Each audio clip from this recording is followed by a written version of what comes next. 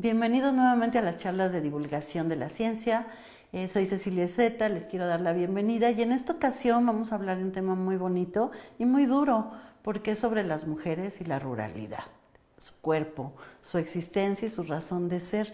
Y para eso tenemos ahora a la doctora Verónica Rodríguez. Bienvenida, Verónica. Muchas gracias. Gracias por atender la invitación y que nos cuentes, porque bueno, yo te conozco desde hace tiempo y he visto que has transitado por varios campos del conocimiento, pero siempre con una línea muy clara de la observancia, de la defensa, de la evidencia de las condiciones de la mujer, ¿no?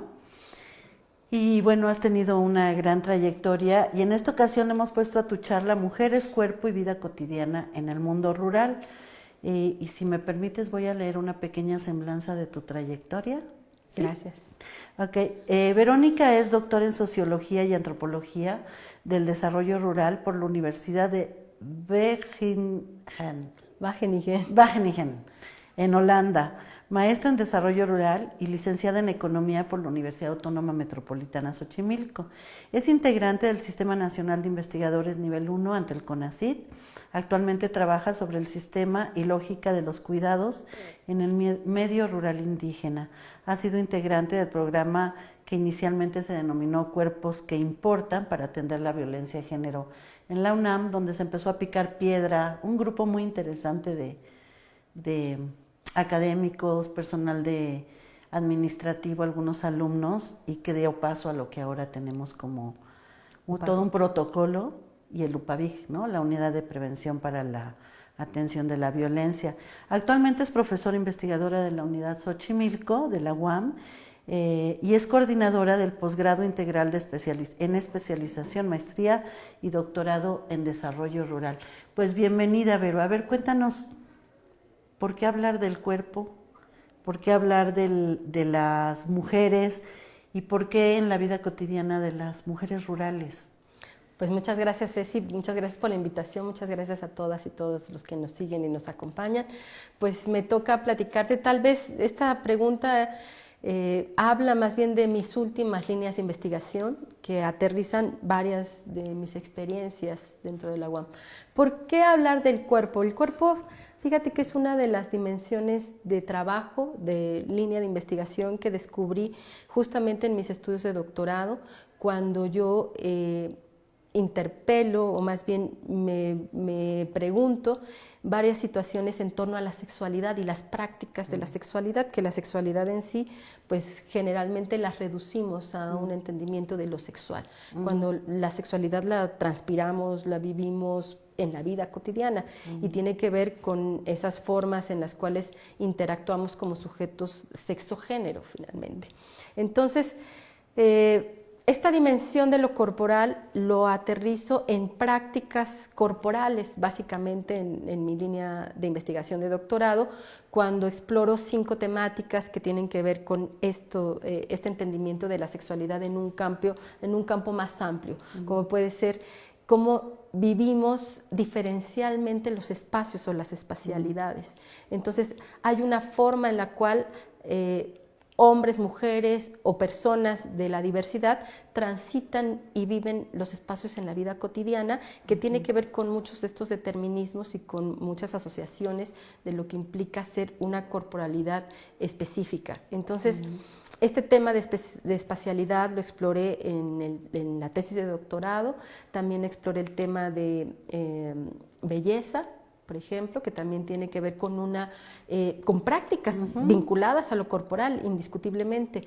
El tema de violencia también, violencia íntima, en ese momento lo identificaba como violencia íntima, que tiene que ver no solamente con aquella violencia de pareja, sino con todas aquellas asociaciones que consideramos pegan en el ámbito íntimo, en el lado de lo emocional, en el lado del vínculo Nosotras afectivo. mismas nos violentamos. Por supuesto, ¿no? Y entonces ahí tenemos una violencia que transcurre dentro de nuestro propio cuerpo. Al no aceptarnos de acuerdo a lo que nos condiciona ese espacio en el que transitamos cotidianamente. Claro, los mandatos que de alguna manera pues socialmente hemos construido, hemos producido y que le podemos seguir dando reproducción a estos mandatos de género.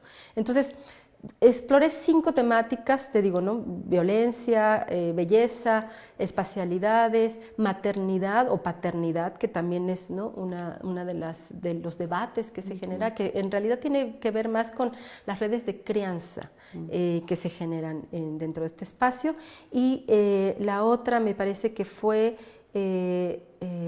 en este momento no recuerdo, en fin, 5 líneas de investigación donde exploro muchas de estas representaciones, discursos, estereotipos y que bueno, voy trabajando hoy en día y que hoy en día también lo voy asociando con una lógica del cuidado que también está inmiscuida dentro de todas estas situaciones. Entonces, ¿qué es lo que nos produce realmente como sujetos de género? Que tengamos ciertas formas de comportamiento que se manifiestan en la vida cotidiana. ¿Qué nos hace pensar que las mujeres somos las únicas cuidadoras de, digamos, de las infancias? O que está determinado como, o se nos determina como las cuidadoras principales dentro de este sistema sexogénero. Y de esa manera es como yo fui intercalando todas estas problemáticas a hoy en día estar vinculándome a esta lógica de cuidados, a esta lógica que se da en la vida cotidiana y que se da en la práctica corporal que nos involucra, ¿no? De múltiples formas. Sí, y me imagino que es muy diferente vivir en la ruralidad que en la zona urbana. Por supuesto. Y ese ámbito que tú trabajas no está muy explorado, muy, ¿qué te diré? Muy difundido, muy observado, no se habla mucho de eso. De hecho, mucho de lo que hay de movimientos de mujeres para hablar sobre la violencia que existe o sobre las diferencias que hay entre los géneros, siempre se ubica, o más bien yo lo he visto más evidente o difundido en las zonas urbanas. Pero se deja de lado este ámbito de la mujer rural, que es la que nos da de comer a todos. Claro. Y bueno, es muy interesante lo que dices, porque efectivamente incluso la dimensión de lo corporal ha tenido mayor desenvolvimiento, realmente mayor desarrollo cuando se estudia desde el ámbito urbano. Finalmente también mucho de los estudios sobre el cuerpo y las corporalidades tienen gran arraigo en las prácticas urbanas. Y cuando llevamos esta dimensión de lo corporal al ámbito rural e indígena, vamos a encontrar otras significaciones, otras formas de entender el cuerpo, la propia corporalidad, de interactuar con lo cotidiano a partir de esa vivencia específica de lo rural y lo indígena. La cosmovisión indígena en torno al cuerpo puede tener, ¿no?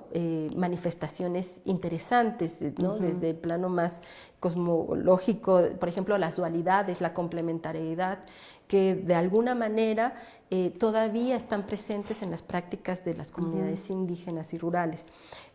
Toda la cuestión del vínculo naturaleza-cultura, también vemos que de alguna manera van teniendo continuidad o incluso podemos desde estos lugares cuestionar la propia forma en la que el sistema, digamos, dentro de las propias culturas también generan de alguna manera varias opresiones para las mujeres, especialmente dentro de un sistema colonial, ¿no?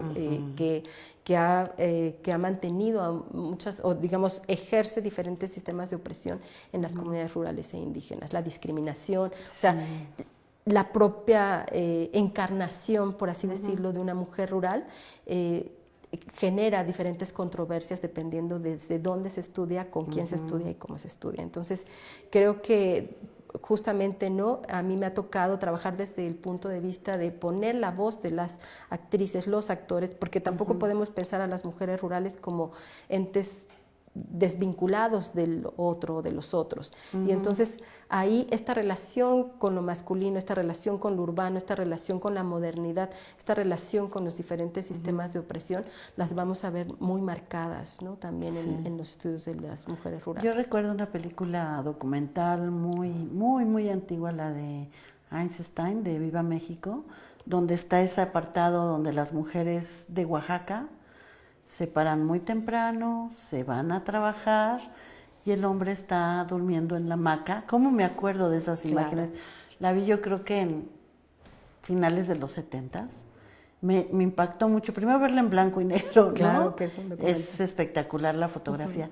Pero esta narrativa cuando ves que él está dormido con unas cuantas moscas aquí y ellas se salen a trabajar y juntan el dinero para ir comprando sus monedas para el collar que les va a dar como dote para ser codiciadas, ¿no? Como objeto de matrimonio. A mí me revolvió la cabeza. Dije, ¿qué es eso? Eso es justamente lo interesante, Ceci, que tampoco podemos colocar los mismos sistemas de ordenamiento o de explicación de lo occidental frente a lo indígena. Y eso es muy interesante porque justamente hace referencia a un documental que se hace en la zona de donde yo provengo. Yo provengo del Istmo de Tehuantepec y esta práctica ha sido muy llamativa para la gente extranjera, ¿no? Llama mucho la atención que mientras un hombre está descansando en la hamaca, las mujeres se dedican al comercio y salen y realmente son las que manejan la economía monetaria dentro del Istmo de Tehuantepec. Eso ha cambiado en muchos sentidos, pero también hay muchas permanencias. Es muy interesante cuando yo exploro, por ejemplo, en el ámbito, digamos, de lo rural, este tema de la división sexual del trabajo, por ejemplo, que cambia de cultura en cultura, como ¿no? Todos, bueno, quienes trabajamos el tema de feminismo y de género, podemos conocer. De alguna manera, podemos dar por asumido que lo que tenemos en el primer plano es la explicación de un todo. Pero curiosamente cuando uno va detrás de escena o detrás de estas apariencias, de estas representaciones, que son interesantes porque nos interpelan, vamos a observar que la dinámica cotidiana transita por otras lógicas. El Istmo de Tehuantepec tiene temperaturas muy altas. No bueno, recientemente con el cambio climático se han acrecentado más. Pero es común ver a los varones salir a trabajar el campo o trabajar, ¿no? Especialmente en esa época donde había una mayor actividad agrícola y campesina, a las 3, 4 de la mañana. Claro, cuando regresan a su casa, a las 10 de la mañana hay que dormir, mientras que las mujeres es la hora en la que salen a la vida comunitaria, al comercio. Claro, empezaron su jornada, eso no quita que haya una, ¿no? Lo que llamamos dentro del feminismo la doble jornada o triple jornada, en fin, que no es como la misma correspondencia entre el trabajo doméstico, que podremos llamarlo así, al trabajo, digamos, público, en el ámbito público. Pero las mujeres es el momento en donde tienen que salir a la plaza a llevar a cabo el comercio y permanecen ahí hasta las 4 o 5 de la tarde cuando regresan a su casa y tienen que seguir haciendo las labores domésticas para el siguiente día. Entonces, evidentemente no quitamos estos sistemas de opresión que están marcados por una lógica sexo-género, pero también podemos tener otras explicaciones cuando conocemos justamente incluso esas significaciones. Es muy interesante, ¿no? Por ejemplo, ¿qué pasa entonces con el manejo de la economía monetaria? Muchos antropólogos, estudiosos, sociólogos han tratado de explicarse por qué dentro de esta lógica campesina indígena de ayuda mutua, de solidaridad o ¿no? sororidad, que es lo que a mí me gusta ¿no? mencionar más, que son estas redes de mujeres de ayuda para mujeres, pues se crean sistemas que no están permeados bajo una lógica de ganancia necesariamente. Entonces también darle al tiempo, al cuerpo, una forma de relajación, una forma de lidiar con el estrés, de lidiar con las presiones, de lidiar con muchas salidas. Puede ser este descanso en la hamaca, pero también puede ser la embriaguez, o también pueden ser los masajes, o también pueden ser las fiestas, especialmente en ese espacio, ¿no? Esto que mencionas de las alhajas que nosotras conocemos como parte de un ahorro, de un patrimonio, un futuro que vamos a dejar a las siguientes generaciones, es así. Pasa de generación en generación y realmente simboliza, digamos, la acumulación que no tiene, digamos, como esta lógica de ganancia, pero sí tiene una cuestión de representación de un prestigio, la representación de una historia que se va bordando poco a poco, ¿no? Generación tras generación. Los huipiles, las alhajas, las casas, todas estas pertenecen a las mujeres. que ahí sí trastoca un sistema patriarcal, ¿no? Sí. Pero bueno, es interesante verlo bajo una lógica con más un local, contexto, ¿no? sí, exacto. En una práctica, en un contexto, en una, digamos, y que va a cambiar de cultura en cultura, ¿no? Definitivamente. Y se da así, está muy documentado esto del istmo, ¿no? Sí. Pero de otras regiones rurales también se ha documentado un comportamiento similar de racismo, condiciones de miseria mayores que en mujeres que son urbanas. O sea, en realidad tienen condiciones muy adversas. Sí, en general, todos los grupos indígenas, o bueno, las mujeres indígenas en particular, sufren de diferentes formas de discriminación que les marcan el día a día. Incluso el provenir de una etnia como las zapotecas del Istmo, que tienen un gran prestigio y reconocimiento internacional, no están excluidas de este sistema de discriminaciones, ¿no? El portar un traje, montarte en el metro, porque claro, una cosa es el traje de gala y otra cosa es el traje de diario. Y entonces el color de la piel atraviesa por muchísimas situaciones. Por supuesto, los sistemas educativos no es lo mismo, ¿no? Siempre se ha privilegiado, incluso dentro de estas sociedades, ¿no? que algunos caracterizan como matriarcales, vamos a ver que hay bastantes resistencias patriarcales, ¿no? Y reminiscencias patriarcales. Se escoge a los varones como algunos, ¿no? Se privilegia la educación de los varones, se privilegia, digamos, de alguna manera también el trato preferencial a los varones.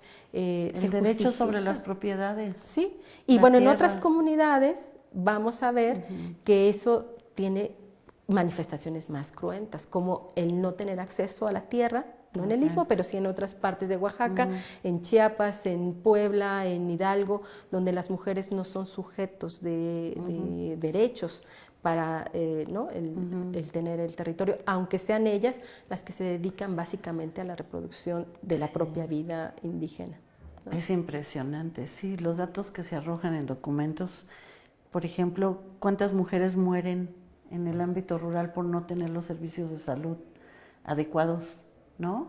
O los ingresos que se tienen son muy bajos en relación a lo que se puede obtener por el producto de su trabajo. Y esto de que son las que están en el trabajo de campo directamente todo el tiempo, que dan alimentación a todo el mundo, sea rural o sea urbano, y eso no se reflexiona, ¿no? Incluso, estaba pensando ahorita que decías la vestimenta y demás, si una mujer indígena o una mujer del mundo rural está en la ciudad, inmediatamente es discriminada. Sí. Por cómo se viste, por su color de piel, por su conducta, es doblemente vulnerable estando fuera de su entorno. Sí, por supuesto. Y digamos, a mí me ha tocado vivirlo en carne propia, ¿no? También incluso en mi propio estado. Al vestirme, ¿no? Normalmente cuando estoy en el Istmo me he visto, digamos, el traje cotidiano de tehuana y cuando llego a la ciudad, pues muchas veces no se me ha dejado entrar a hoteles o normalmente ¿no? Mi pareja, que es más occidental, pues se le permite, varón, ¿no? Caucásico, en fin, etcétera, pues delgado, pues de alguna manera, ¿no? reúne los requisitos para que pueda justificar, ¿no? Mi entrada a ciertos espacios. No se diga cuando hablamos de los tránsitos a otros países, etcétera, ¿no? Ya estoy como, o sea, uno llega también a entender que uno es diferente y tiene que vivir esa espacialidad de manera ¿Cómo te distinta. fue en Holanda con esto? Fíjate que en Holanda no lo sentí tanto, pero también porque llegué a un lugar donde hay una comunidad internacional muy grande. Entonces, de alguna manera también había una comunidad latina importante, entonces no lo sentí tanto. Lo siento más en los lugares de tránsito, ¿no? Estas cuestiones de los aeropuertos, servicios, cosas de ese tipo. Entonces, pero muchas veces nunca sabes si es por un aspecto de discriminación, por tu apariencia, o también incluso porque como mexicanos, pues una mujer que tiene toda una apariencia pues bajita, ¿no? De alguna manera no tiene o no se respalda como la evidencia para decir por qué, no se justificaría por qué está viajando por el mundo. Entonces siempre este registro por si no traes droga, en fin, cosas de ese tipo que se juntan, o sea, es multidimensional, ¿no? Yo recuerdo mucho al doctor Jaime Krasó, que nació en México, pero sus apellidos y su apariencia eran de polaco, de ruso, ¿no? Y decía que siempre lo discriminaban por lo mismo. Le decía, claro, tú no opines, si tú no eres, ¿tú qué vas a saber de los mexicanos si eres ruso? Es que yo soy mexicano, o sea, yo nací aquí, tengo esos apellidos, pero también se vive la discriminación de la otra manera, ¿no? O sea, lo que sucede es que hay un mundo con gran discriminación al que consideran que no reúne las características que yo establezco, que son las de aceptación. Claro. Eso es horrible. Y en los pueblos indígenas, especialmente en las mujeres, pues tiene sus diferentes manifestaciones. A mí me gusta más bien también, cuando trabajo con mujeres indígenas especialmente, centrarme en la parte en donde ellas se colocan como sujetas, se colocan como actoras sociales en realidad, donde incluso la performatividad juega un papel muy importante. ¿Y a qué me refiero con eso? En varias entrevistas ellas también,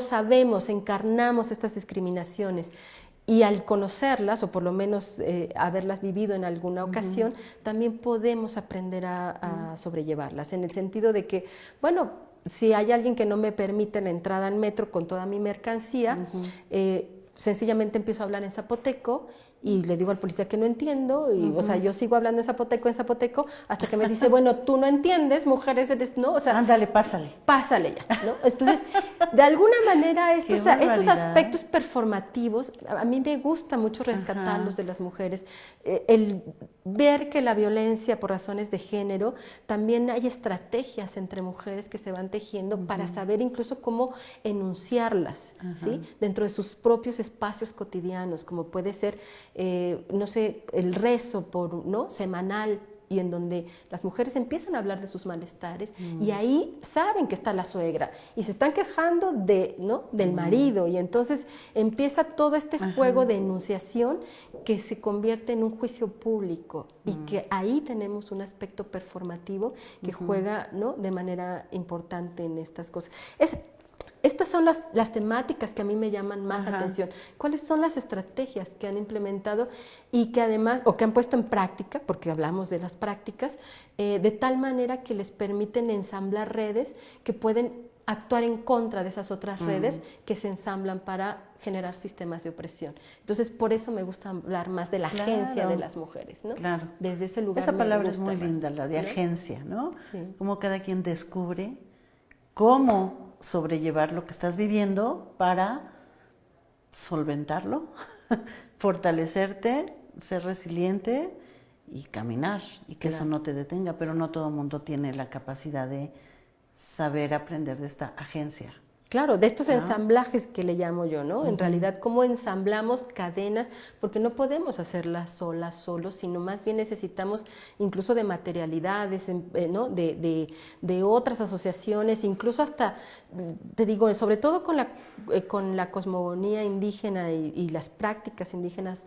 Me parece muy interesante cómo hasta el aspecto mágico juega un papel importante. ¿Qué significa? Pues te voy a hacer brujería. Entonces, todo ese tipo de cosas, a final de cuentas, fortalecen, van generando diferentes motores o espacios de maniobra para las mujeres, de tal manera que pueden potenciarlas como, ¿no?, actoras que de alguna manera van tomando las decisiones conforme a las alternativas que se van procurando entre ellas, entre otro grupo de mujeres, que se vuelven, ¿no?, cadenas que finalmente vamos ensamblando y que van transformándose todo el tiempo. O sea, no es algo que permanece fijo, ¿no? Se va remodelando todo el tiempo.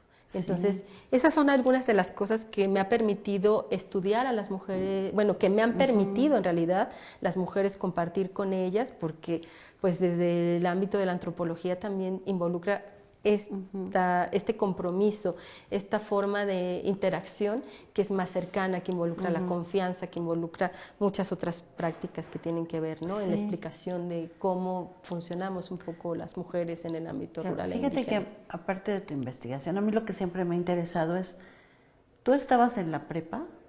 ¿En dónde? Yo soy hija de 2 migrantes zapotecos, Ajá. ismeños. Mi familia, toda mi familia proviene del Istmo de Tehuantepec, ¿no? Dijera a la gente, si me sigue, bueno, yo soy del barrio de Santa María, mi padre es del barrio de San Antonio, mi madre del barrio de Santa María, y mis padres vienen muy jóvenes, como en este movimiento migratorio, y yo crezco en la Ciudad de México.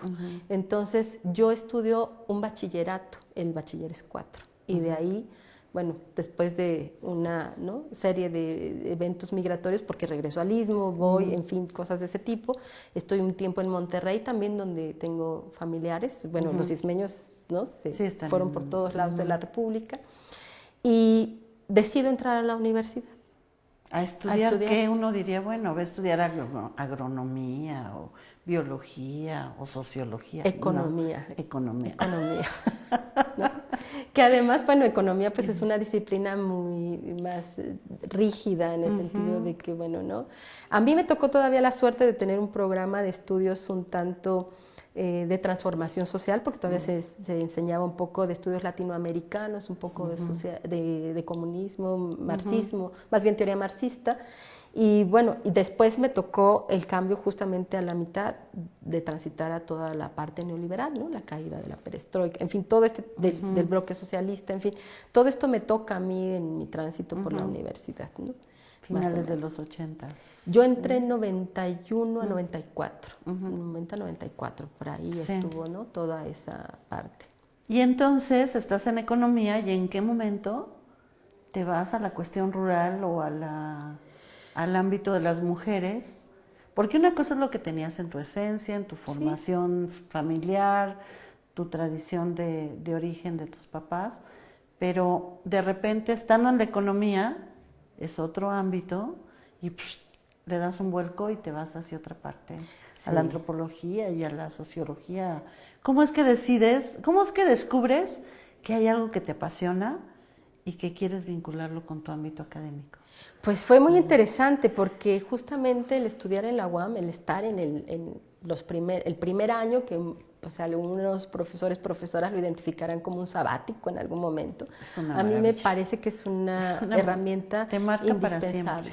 Porque justamente el hablar de la interdisciplina, el hablar de abordar los problemas, ¿no?, desde múltiples enfoques y formas de conocimiento, a mí me permitió, sobre todo ese primer año, explorar temáticas vinculadas a temas de la diversidad. Me acuerdo que mi primera investigación fue justamente sobre cómo veía la Iglesia la homosexualidad, por ejemplo.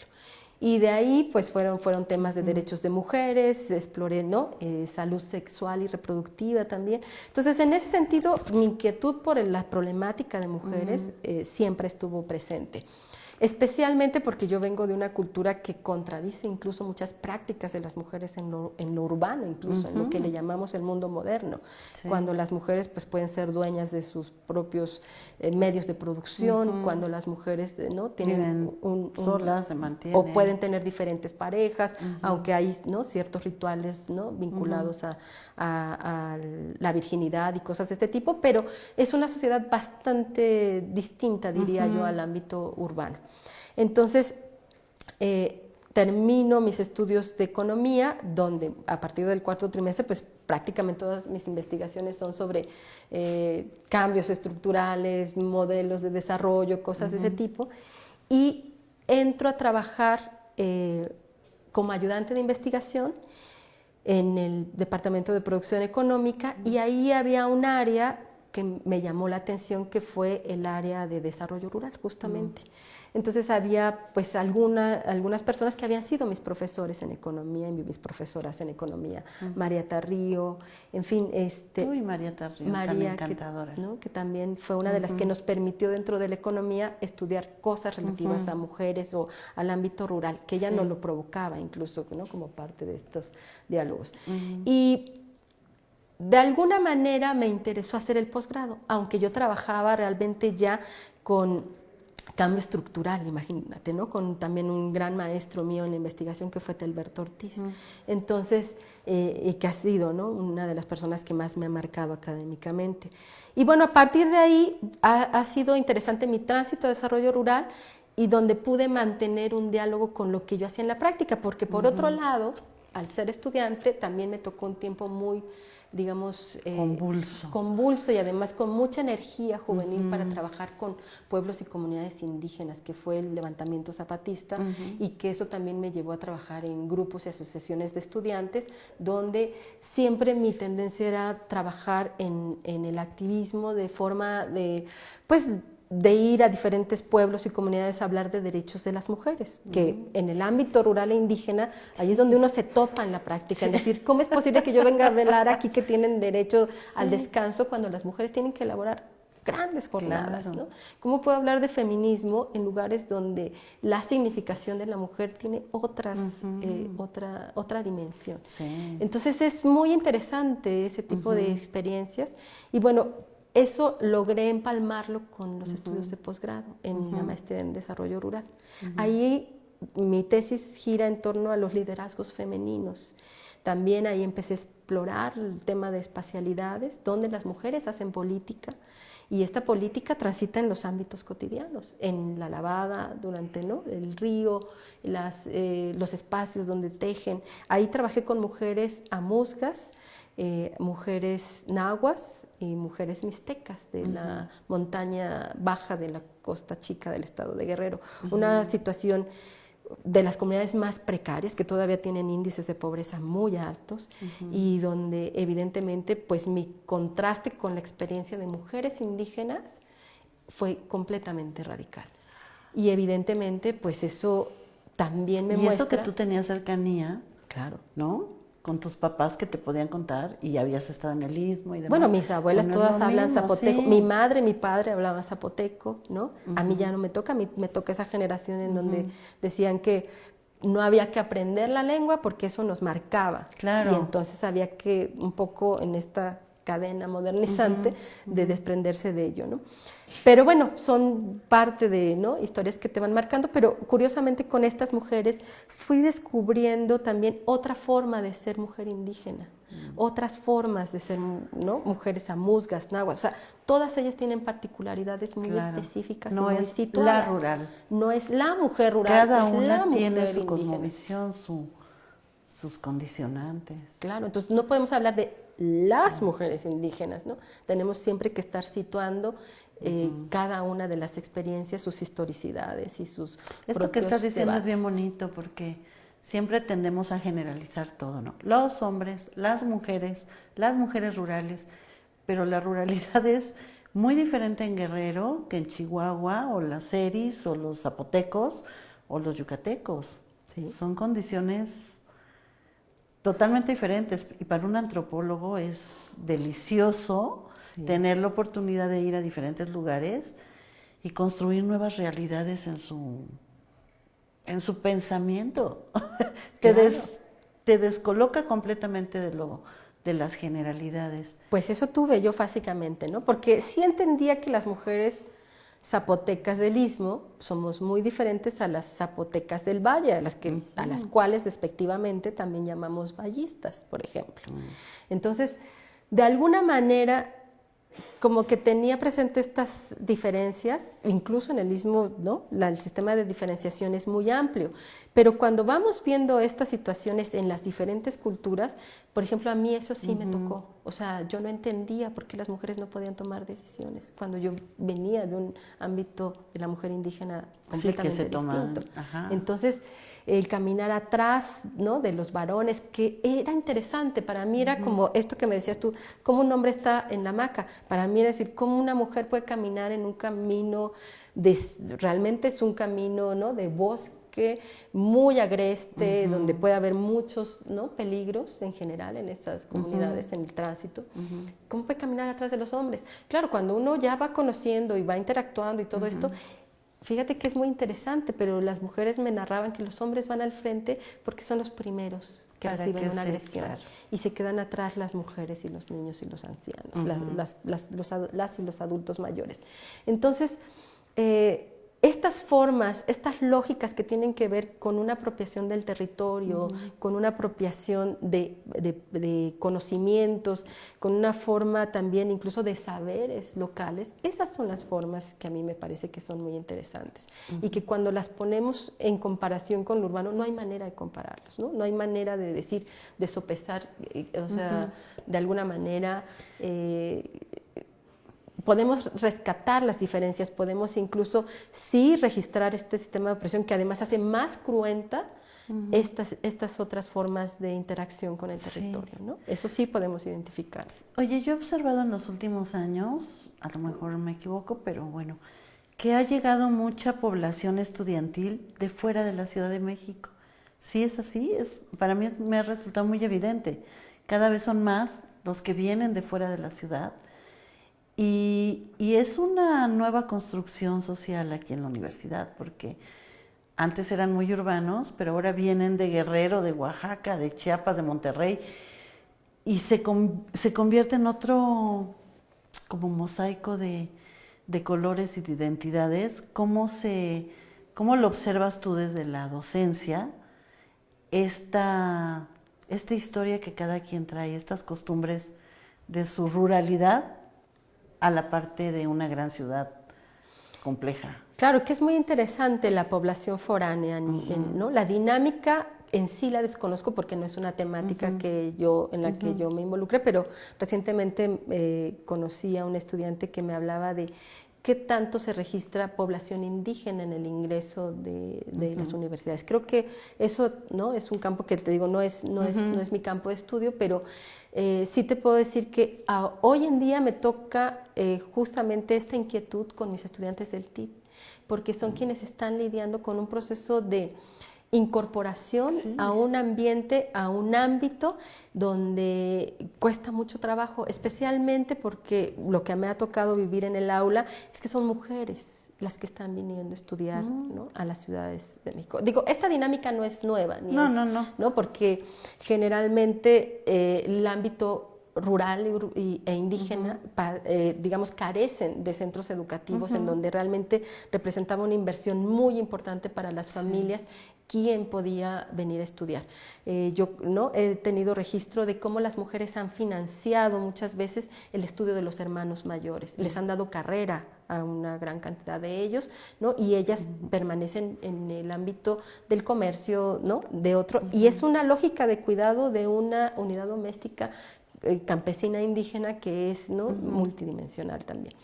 Pero hoy en día me parece que la demanda por educación sigue siendo una de las constantes, no solamente para las comunidades indígenas que han luchado y han tenido también buenos resultados, también ha habido cada vez más centros educativos, probablemente cercanos a muchos de estos pueblos, que han sido resultado de una lucha propia. Pero también es cierto que hay un debate de el tipo de carreras que se impulsan, que son un poco más técnicos, más con un corte masculino, más para el mercado, ¿no?, de trabajo. Entonces, creo que ahí hay también por lo menos una identificación de que muchas personas ven en las urbes posibilidades de formación más profesionalizante probablemente.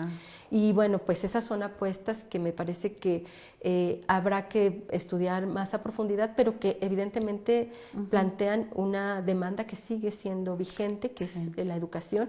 Y hoy en día me ha parecido bastante interesante que son más mujeres las foráneas, que además se ha roto una gran cantidad de estereotipos al decir, van las mujeres a estudiar, no sé si me explico. Las mujeres, ¿no?, dentro de muchas culturas, pues deben de permanecer dentro del ámbito doméstico o dentro del ámbito, digamos, ¿no?, reproductivo.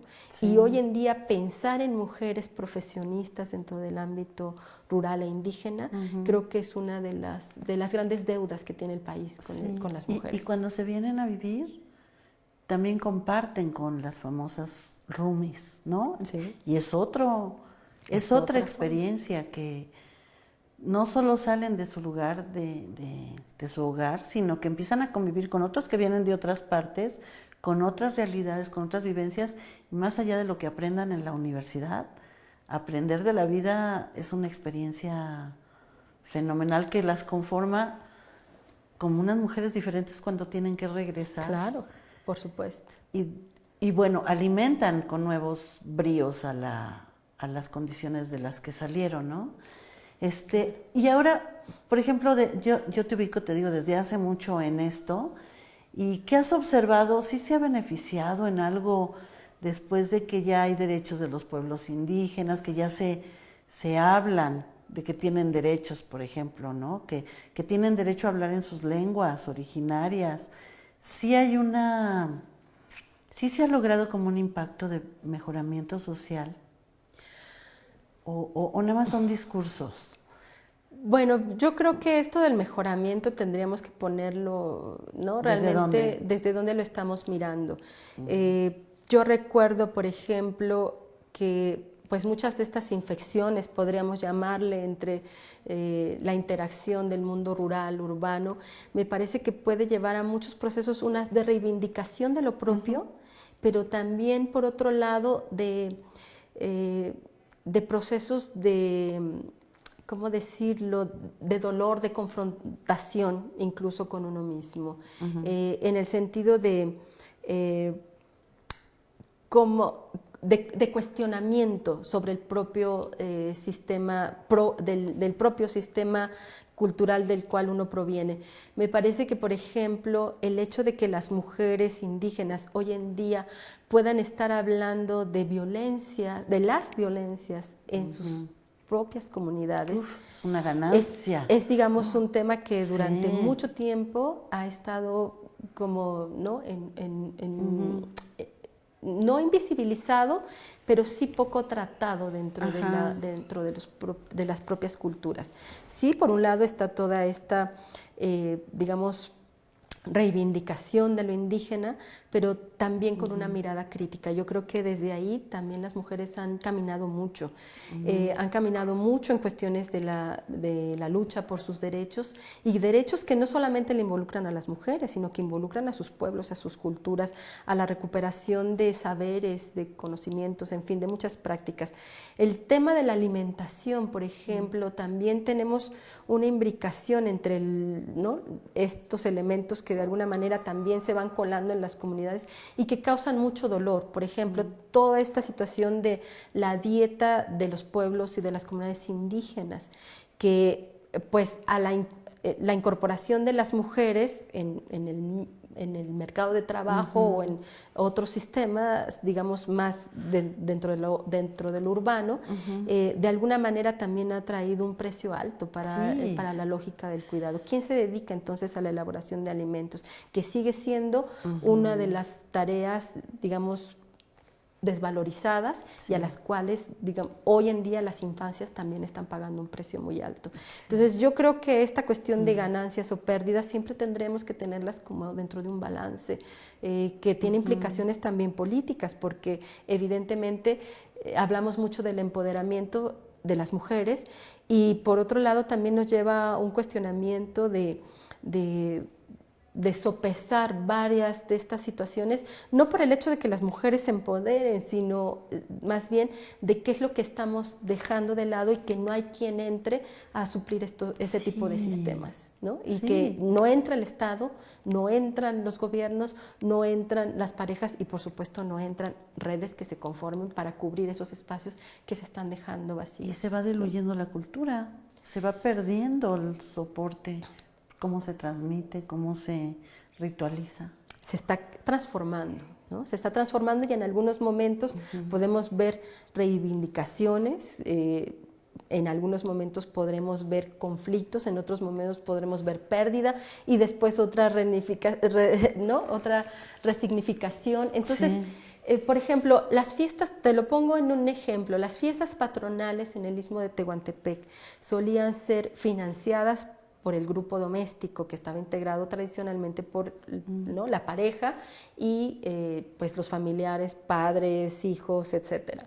Pero la pareja era ¿no?, los representantes principales de estas festividades. Hoy en día también las mujeres han decidido seguir dándole continuidad, incluso mujeres solas o personas de la diversidad. Y eso no se ha perdido, Sin embargo, ha cambiado, se transformó. ¿Sí? Porque quienes han tenido mayor inserción probablemente o han tenido una continuidad en el mercado de trabajo, precarizado, evidentemente, porque los trabajos de cuidado no son retribuidos, ¿no? Digamos, no podemos ponerle un valor ¿no? al cariño, como dicen las mujeres, ¿no? Al goce, en fin, a la compartencia. Y ese tipo de situaciones han modificado las prácticas. Y creo que justamente hay mujeres, ¿no? Hay diferentes actores que emergen y en otros momentos otros quedarán al margen de este tipo de situaciones, ¿no? Es lo más bonito de la sociedad, ¿no? Que aunque haya cambios, aunque haya golpes, aunque haya tragedias, el ser humano de alguna manera se levanta, se recompone y maneja nuevas estructuras para salir adelante. Bueno, eso podría decirte que es lo bueno de la sociedad, pero también lo trágico. Pero también lo trágico, porque saben que en las peores circunstancias sobrevives. Porque la población mexicana, la población indígena son muy resilientes. Yo creo que no necesitaríamos de tanta discriminación y tanta violencia para poder, ¿no? demostrar que podemos ensamblar otro tipo de alternativas. Evidentemente las comunidades rurales hoy en día e indígenas viven procesos de violencia, despojo, bueno, una serie de violaciones a derechos humanos, al activismo, que sigue siendo hoy una de las actividades pues más cruentas del país, ¿sí? Especialmente estos territorios donde la migración sigue pegando. No quisiéramos que los jóvenes se fueran, pero tampoco hay muchas alternativas. Y bueno, los territorios quedan en manos de mujeres y de personas, ¿no? de la tercera edad, de infancias.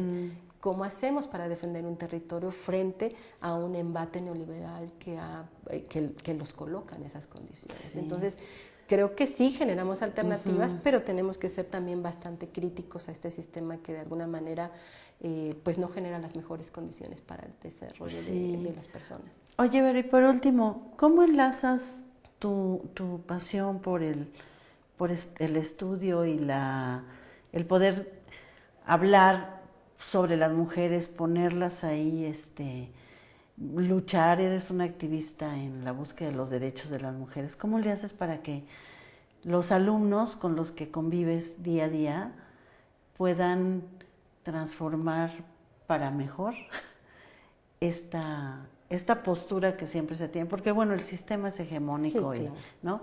Pero ¿cómo logras o no con los jóvenes con los que tratas en el aula transmitir esta pasión que tienes por la búsqueda de los derechos con las mujeres y el respeto a la ruralidad? Bueno, pues muchos de, no sé, mis estudiantes y mis, ¿no?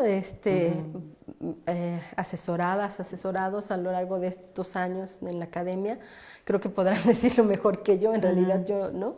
Más bien lo que intento es generar una postura crítica ante el contexto que están enfrentando todas y todes. En realidad me parece también pues un poco siempre provocador aprender de las y los estudiantes, les estudiantes todo el tiempo, porque una de las cosas que me ha quedado clara es que, o de las pocas cosas que me queda claras hoy en día en la docencia, es que si no hacemos de las propias inquietudes de los estudiantes parte de nuestra forma de enseñanza, ¿no? adaptar nuestras formas de enseñanza a esas particularidades que están presentes en el aula, creo que creamos poco impacto entre ellas y ellos. Entonces, ¿qué temáticas les interesan? Buscar lecturas que de alguna manera también se adapten a las nuevas condiciones. Tenemos generaciones que son más visuales que estuvieron encerrados, que además vivieron una pandemia. En fin, estas condiciones a las cuales tenemos que también situarnos y que de alguna manera tratar de adaptarnos nosotros a ellas. El uso de las tecnologías, que me parece que también, bueno, podemos hacer un buen uso, ¿no? De repente hacen no sé, hacen muchos ejercicios interesantes, pero siempre es como tener los ojos abiertos para posicionar y tratar de despertar ese pensamiento crítico que tenemos y que además sentimos y que además vivimos generalmente, en un ámbito de respeto, en fin, cosas de ese tipo. Pero sí, yo creo que una de las cuestiones de cómo transmitirles mis inquietudes y mi pasión por las mujeres y por el mundo rural, creo que siempre está presente de alguna manera, ¿no? Hasta la forma en la que me he visto, la forma en la que yo les presento los ejemplos, las lecturas, trato de meter autoras, mujeres latinoamericanas, estudios recientes. Entonces, creo que por ahí trato de involucrarme y involucrarles también con muchas no es una teoría, temáticas. No, es una filosofía de vida, ¿no? Eso es muy bonito. Mira, nos dice Nick Teja, me parece súper importante la mención de la mujer dentro de la sociedad, pero hacer hincapié en su existencia dentro de las comunidades rurales me parece hasta un tema de resistencia. Mucha gente dentro del feminismo no contempla la diferencia de vida entre unas y otras mujeres partiendo desde la interseccionalidad. Esa palabra es muy bonita, la descubrí en la pandemia, ¿eh? Claro. No había tenido mucho contacto con ella. Nos dice Sosas, es bastante triste cómo se puede llegar a perder estas costumbres por el puro rezago que sienten los propios pobladores ante sus costumbres, lenguas y modos. Rafa Meneses nos dice, tuve una novia de Tabasco que me contaba de cómo las tratan allá, lo que les dejan hacer y lo que no. Honestamente no llego a imaginar o a entender el por qué es normal en los lugares que hagan eso. Me imagino que se refiere a la discriminación y maltrato, ¿no? Y te manda muchas felicidades María Fernández Ramos. Felicidades a la doctora Verónica. Muchas gracias. Muchas gracias. Por ahí hay corazoncitos y manitas y todo. Oye, Vero, pues yo te quiero agradecer porque es un tema bien bonito, pero además búsquenla. Siempre está metida en todas las cuestiones que tienen que ver con la lucha de las mujeres, con los derechos, con estructurar maneras de respeto hacia las diversidades, especialmente hacia las mujeres, ¿no? Siempre has estado muy metida en eso, pero es como muy comprometida. Yo no olvido la cara que tenías de enojo cuando se formó esto de Cuerpos que Importan, ¿no? Que empezamos a saber del asunto que llevó a que esto sucediera y era como una indignación, decir, algo se tiene que hacer. Y en ese algo se tiene que hacer, que eran varios los que estaban en esas reuniones, pues se hizo. Pero son cosas de picar piedra y dentro de una universidad, ¿no? Donde hay gente pensante, donde hay reflexión. No es fácil fuera de estos espacios que se den estas reflexiones, pero creo que gracias a los pocos espacios donde sucede es que se permea hacia afuera. Y en algún momento espero que todas estas diferencias o estos rezagos se vayan limando y tengamos una vida más equilibrada, más respetuosa, con más justicia, y creo que es gracias a personas como tú que hacen su trabajo desde la academia, desde la investigación y en la vida. Eso es muy bonito y te lo tengo que celebrar. Muy gracias. Muchas gracias, Vero, por estar aquí. Nos vamos a despedir y bueno, yo me despido de quien nos ha estado siguiendo en la transmisión. Muchísimas gracias. Gracias al equipo de TV UAM que permite que podamos hacer estas transmisiones de divulgación. Gracias al equipo de servicio social que siempre está cercano y participando para que esto se logre.